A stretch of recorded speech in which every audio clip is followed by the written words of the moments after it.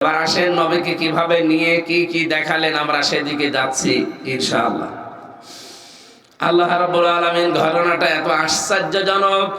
মেরাজ নাম শুনেছি সেই জন্মের পর থেকে, এত আশ্চর্যজনক ঘটনা এটা।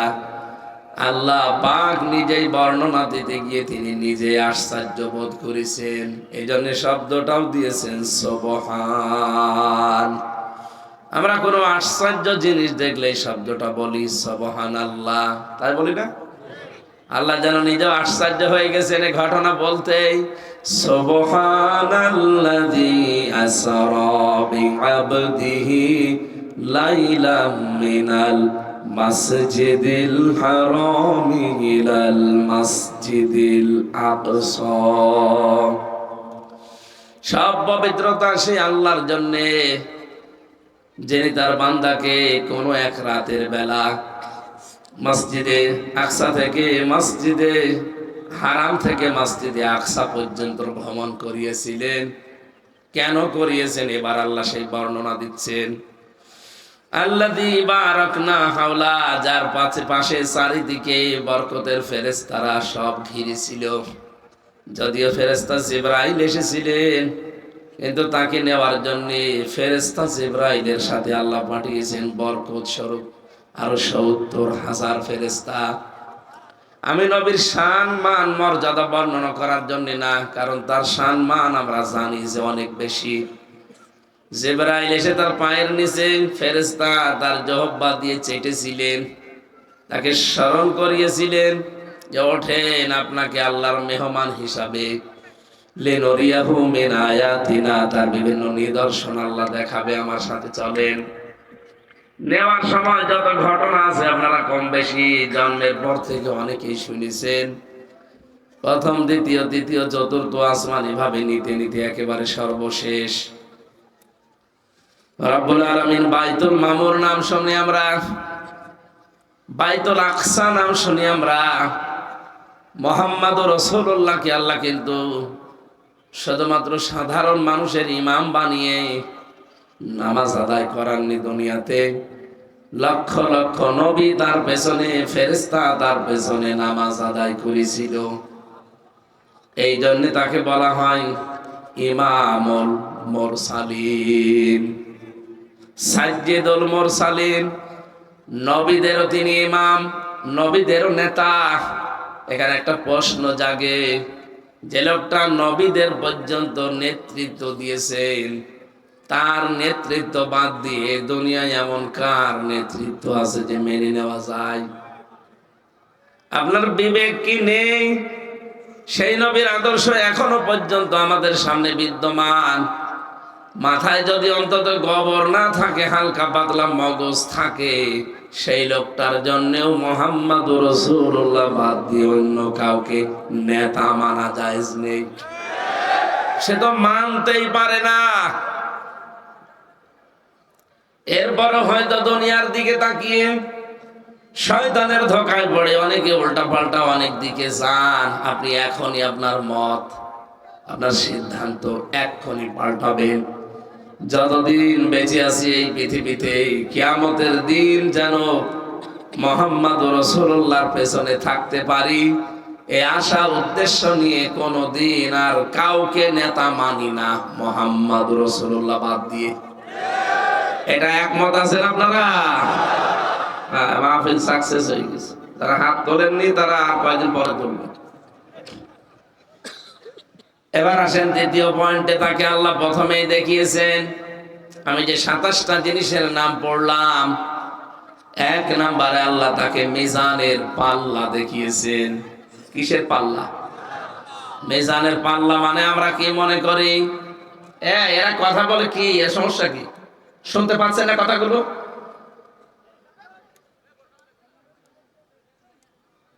কথা বলা যাবে না, শোনেন কি বলি, শোনেন, গুরুত্বপূর্ণ কিছু মেসেজ আছে। আল্লাহ রাব্বুল আলামিন বলেন ১ নম্বরে যে মিজানের পাল্লা তাকে দেখালাম। মানুষ মনে করে মিজানের পাল্লা মানে কিসের পাল্লা? দাড়ি পাল্লা।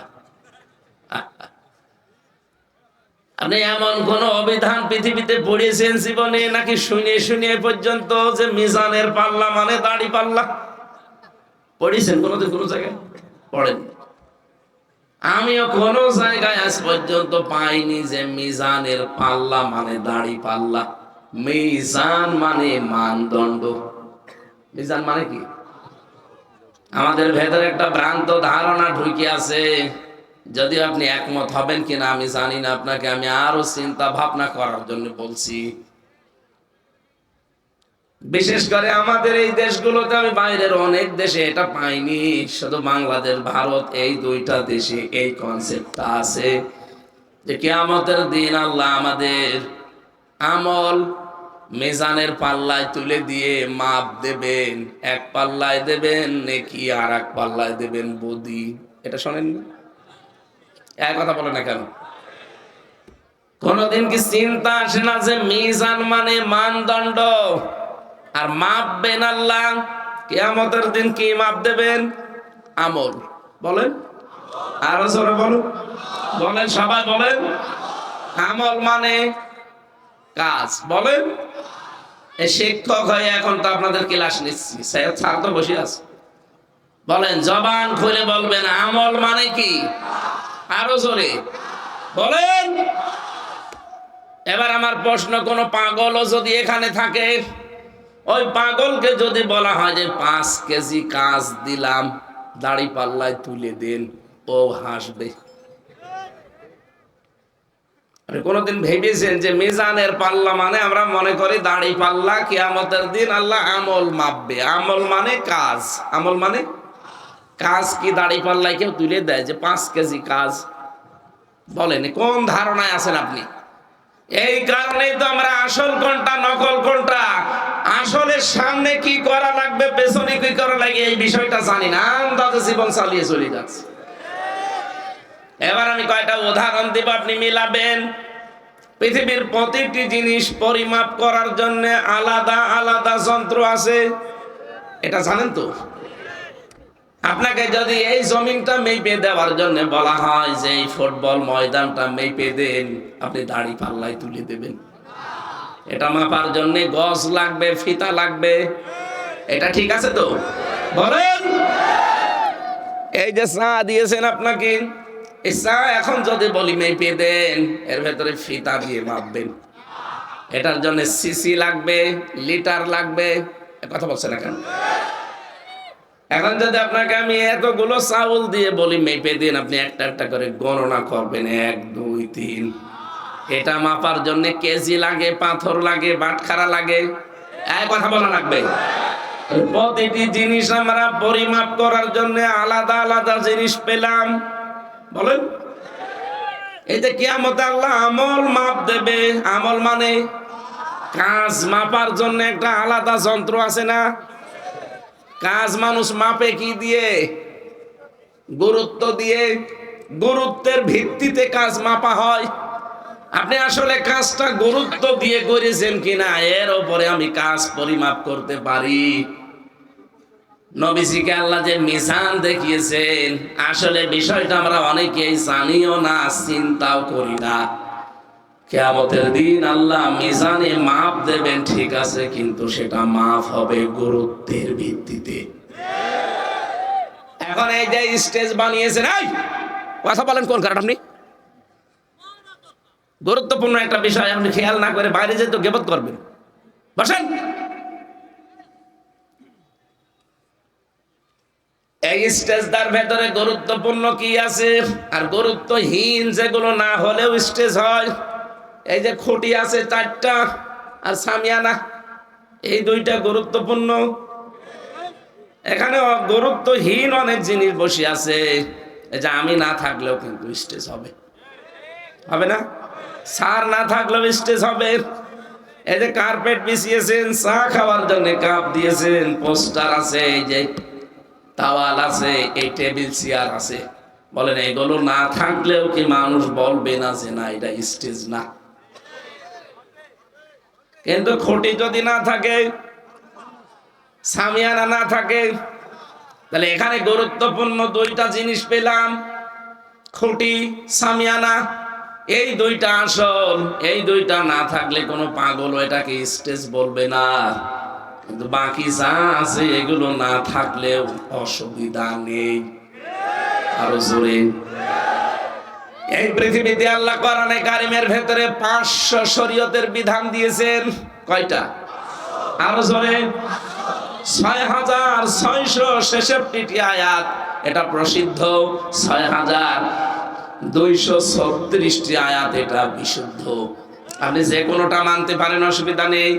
6666টি আয়াতের ভেতরে 500 আয়াত হচ্ছে শরীয়তের বিধান, যেটা গুরুত্বপূর্ণ ফরজ বলা হয়। এই জন্য দুনিয়ায় যত ফরজ বিধান আপনি দেখবেন, প্রতিটি ফরজ বিধানের ভেতরে আবার গুরুত্বপূর্ণ কিছু আল্লাহ আলাদা করেছেন। এই যে নামাজ, নামাজের বাইরে ভেতরে মিলে ফরজ কয়টা? 13টা। বলেন বলেন।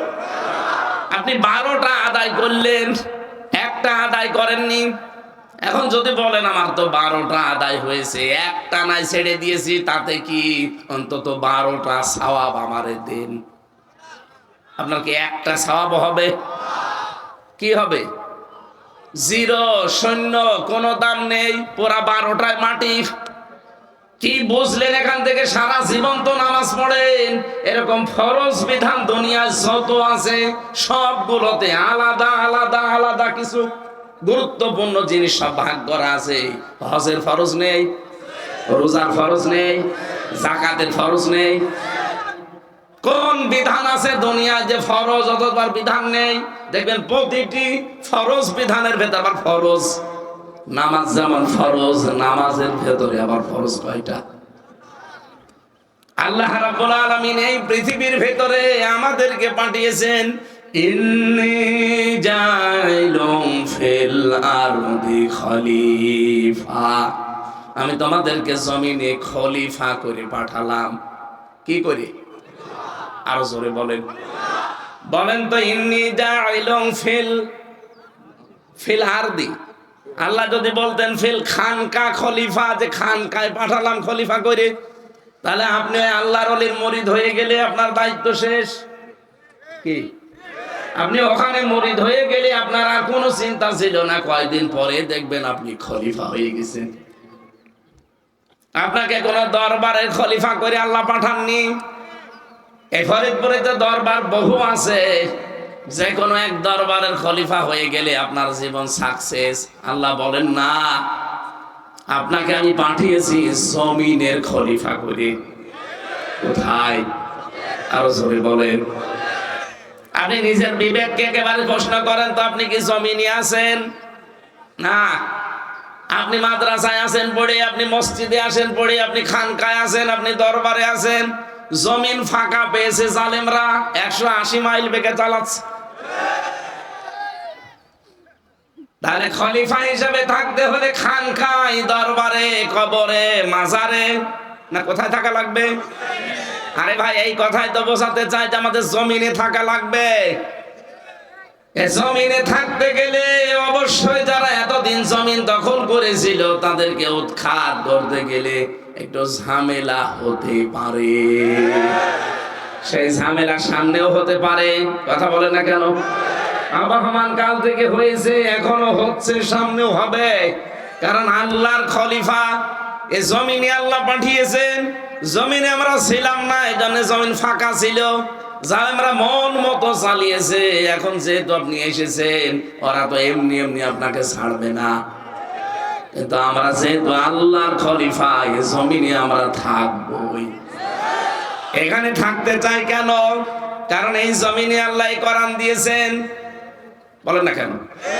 এই কোরআন এই জমিনে দেয়নি। এর ভেতরে 500 শরীয়তের বিধান আছে। আমি যেমন নামাজের 12টা ফরজ আদায় করলে আর একটা না করলে আমার পুরা নামাজ বাতিল, একটা সওয়াব হবে না, পুরা জিরো, শূন্য। কারণ গুরুত্বের ভিত্তিতে আপনি প্রথম কাজটাই করেননি। ঠিক তেমনি এই 500 বিধানের 499টা হয়তো আপনি মানেন, কিন্তু একটা মানেননি। এদিকে তাকান। 499টা মানেন, একটা মানেন না এবং আপনি বিরোধিতা করেন, আল্লাহর কসম ওই 499টা মানলেও আপনার সওয়াব হবে 0। এই জমিনে নামাজ পড়া ফরজ আপনিও বলছেন, আমিও বলি, আমিও জানি। রোজা রাখা ফরজ আপনিও মানেন, আমিও মানি। কিন্তু কোরআন দিয়ে সংসদ চালাতে হবে এটাও যে ফরজ আমি জানি, আমি মানি, আপনি জানেন কিন্তু আপনি মানেন না। এটাকে তখন আপনি বলেন এটা রাজনীতি, এটা ধর্ম ব্যবসা।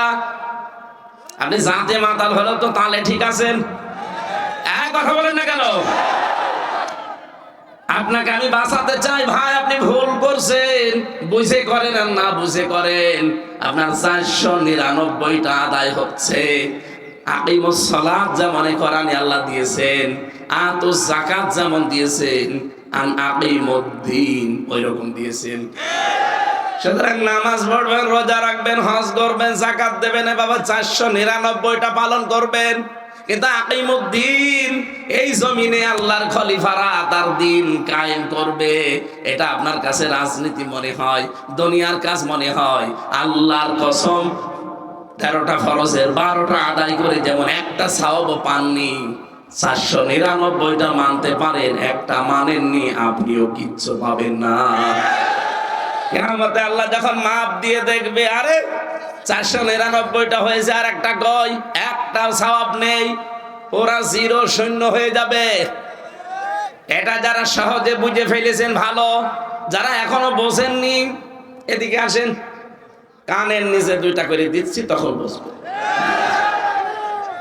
এত সহজ করে বলার পরও আপনি না বোঝার ভান করে থাকেন, হঠাৎ জায়গা পান না। না, এই বোয়ালমারি এখন যদি তেলের কেজি 60 টাকা হয়, ফরিদপুর শহরে যদি 59 টাকা হয়, 1 টাকার জন্য দরকার ওখানে যাবে। এটা তো বেশ ভালো বোঝো। ফরজ নামাজের উদাহরণ দিলাম, 12টা ফরজ আদায় করে একটা আদায় না করলে পুরাটা মাটি। আর 499টা আদায় করো, দিন কায়েমত একটা, এইটা আদায় করতে গেলে তখন রাজনীতি মনে হয়, দুনিয়ার কাজ মনে হয়। কিয়ামতে আল্লাহ যখন মিজানে মাপবে তখন গুরুত্বহীন, কিচ্ছু পাবে না। আমি দেখতে পাচ্ছি আয়াতটা পড়ে আপনি আমি অনেকেই কিন্তু ধরা খেয়ে বসে আছি। এখন আপনি কি করবেন? আপনার বিবেককে কাজে লাগান। আমার মনে হয় যদি আপনি এই ওয়াজ বুঝে থাকেন, এ মাহফিল সাকসেস। আর যদি না বোঝার ভান করে বসে থাকেন যে আমারে বোঝাতে পারলে আমার বউ দিয়ে দেব, ওর বউ বলছে তুমি কি করলে, বলছে আরে আমাকে বোঝাতে পারলে তো, আমারে বোঝাতেও পারবে না, বউ দেব। আপনি এইরকম ধান্দায় যদি থাকেন, এখানে 1 ঘন্টা কেন, ওরা 45 মিনিট সময় আছে, তারপরও বলছে না আমার যে শরীরের অবস্থা 5 মিনিট কথা বলাই ঠিক না। ডাক্তার বলছে সারাদিন সারাতে ঘুমাবে। জালেমরাকে আমারে শান্তিতে রেখেছিল 3 বছর, ফাঁসির কন্ডেম ছেলে 3টা বছর আমার শেষ করে দিয়েছে। আমি তো বেশি আছি, আমার মনে হয় এটা দয়া আল্লাহ। ডায়াবেটিস কত চলছে, কোন সময় হয় 15, 19, 27। আমার এই শরীরে ডায়াবেটিস, শয়তানও বিশ্বাস করে না কিন্তু আছে। জালেমরা 3টা বছরে আমার কতগুলো রোগ এদের কারণে হয়ে গেছে, খাবার দাবারও দিত না ঠিক মতো। এই জন্য বলছি আগামী থেকে আমির জামাত ডক্টর শফিকুর রহমান হাফিজাহুল্লাহ, ওনার কাছ থেকে উনি জানিয়েছে প্রত্যেক জেলায় একটা করে নেবেন, মানুষজন সব ওখানে যাবে আর লেখাপড়া করবেন। এক একটা সাবজেক্টের উপরে কমপক্ষে 60 ঘন্টা পড়া লাগবে। আমরা যা বলি এই যে আন্দাজে 1 মোসানবীর কাহিনী 2.5 ঘন্টা বলছে, যা শোনে ওরাও বোঝে না, যে বলে ওরাও বোঝে। আমি এই 20 মিনিট কথা বলছি, এই গুরুত্বপূর্ণ কথাগুলো আপনি টের না পেলেও স্যার টের পেয়েছে। কি বলতে চেয়েছি আপনি বুঝেছেন?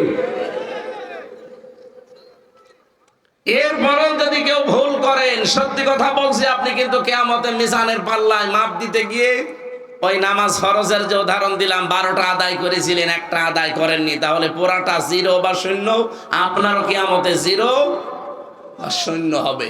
তখন আফসোস করে লাভ হবে? নবীকে আল্লাহ এই মিজান দেখিয়েছিলেন যে আপনি এইটা পৃথিবীর ময়দানে মানুষকে বলবেন যে গুরুত্বপূর্ণ কাজগুলো আগে করো, আর আমরা ওইটাই আপনাকে বোঝাতে আসি যে নামাজ যেমন গুরুত্বপূর্ণ, দিন কায়েম করাও গুরুত্বপূর্ণ।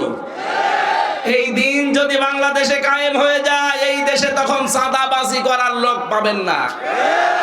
দিন কায়েম নেই, এই জন্য বাংলাদেশে এখনো সাদাবাজ আছে না নেই? আগে ছিল তো 180 মাইল বেগে চালাতো, এখন দেখছি 190 মাইল বেগে চলছে।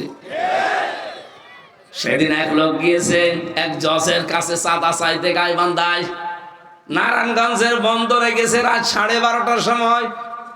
ওরা বলছে যে আমরা এত রাতে চাই চাঁদা চাইতে, মানুষ টের পায় কি করে? আরে বেটা, আমি রিমান্ডে ওদের মেশিন দেখেছি।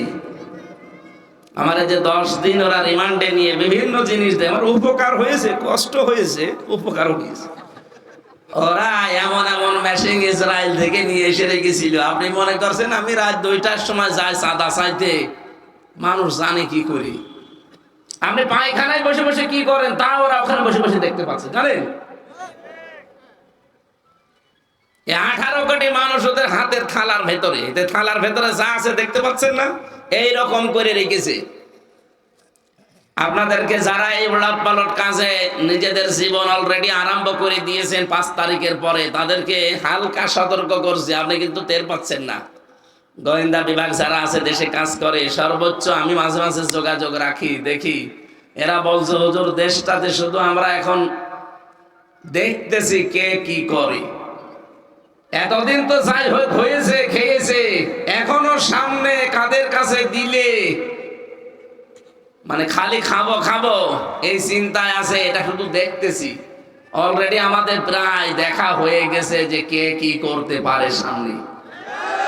এমনি দলে দলে মানুষ ডাক্তার শফিকুর রহমানের পেছনে ছুটতেছে এমনি। আর আয়তান নাসা ইয়াদখুলুনা ফি দীনিল্লাহি আফওয়াজা, হে নবী আপনি দেখতে পাবেন দলে দলে পালে পালে মানুষ ইসলামে প্রবেশ করছে। কোথায় 100 জনের মাত্র 15 জন, 5 মাসের ব্যবধানে হয়ে গেছে 100 জনের 58 জন। এমনি জালেমদের সহ এই মুনাফিকদের মাথা খারাপ হয়ে গেছে এমনি এই কারণে। কারণ তারাও তো অন্তত বললাম না সাথে মাতাল হলো, তাহলে ঠিক আছে, দেখতে পাচ্ছে যে হচ্ছেটা কি। এই জন্য আপনারাও মাসলুম মানুষ, আপনাদেরকে আমি বাঁচার জন্য বলছি, সাবধান ভাই, আপনার চাইতে মাসলুম আমরা কম না। তো একটা মানুষের তো রেকর্ড দেখাতে পারেন না যে অমুক লোকটা চাঁদাবাজি করেছে, আপনার চাওয়া লাগবে কোন কারণে? বলে এতদিন আমাদের কাছে করেছে, আমরা এই জন্য করি, এদের কাছে করেনি। এই মানুষটাও তো ব্যবসা করতে পারেনি 15 বছর, কথা বলেন না কেন? এরও তো চাকরি ঠিক মতো উপরে উঠতে চাইনি, এক চেয়ার থেকে আর এক চেয়ারে উঠবে, 15 বছর আরো নিচে নামিয়ে দিয়েছে। তো বৈষম্যের শিকার শুধু আপনারা, আমরা হইনি। দেখো আমরা তো এগুলো করি না। সাবধান, আপনি থামবেন। আপনাদের সর্বোচ্চ যিনি দায়িত্বে আছেন তিনি পাগল হয়ে গেছেন অলরেডি, বারবার ভিডিও বার্তা পাঠাচ্ছে। কি আরম্ভ করেছেন আপনারা? থামেন। জনগণ যদি সত্যি মুখ ফিরিয়ে নেয়, কোন বাবা আপনার পাশে থাকবে না। এজন্য আমরা সাবধান হব ভাই।